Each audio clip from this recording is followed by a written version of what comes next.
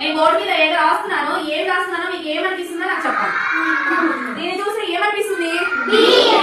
ఇంకా అనిపిస్తుంది, బి కూడా అనిపిస్తుంది కదా. సరే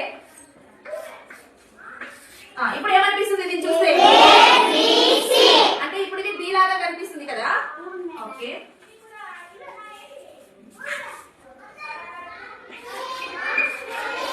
ఇప్పుడు ఏం లాగా కనిపిస్తుంది?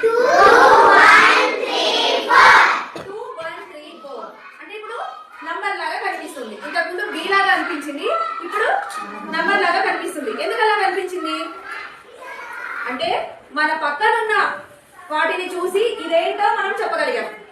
అంతకుముందు ఏ సి ఉండేసరికి ఇది బి అన్నాము, ఇప్పుడు నంబర్స్ ఉండేసరికి ఇది 13 లేదా 1 3 అని చెప్తున్నాం. అంటే దీనికి అర్థం ఏంటి? మన పక్కన ఎవరైతే ఉంటారో దాన్ని బట్టి మన వాల్యూ తెలుస్తుంది అని. ఒక ఎగ్జాంపుల్ చెప్తాను.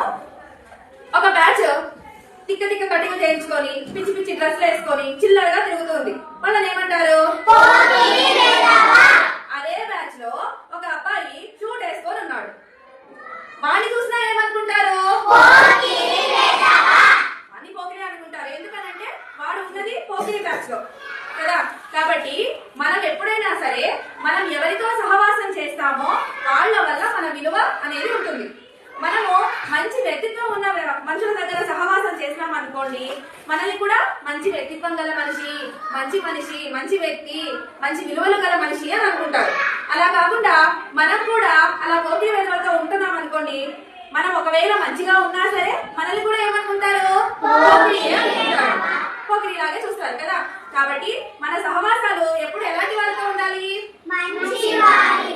మంచి వారితో ఉండాలి. మంచి వ్యక్తిత్వం కలిగిన మనుషులతో మనం స్నేహం చేయాలి. మంచి విలువలను పెంచుకోవాలి. మంచి భారతీయ పౌరుడిగా మనము ఉండాలన్నమాట. అవును, అర్థమైందా మీకు? ఇప్పటి నుంచి మంచి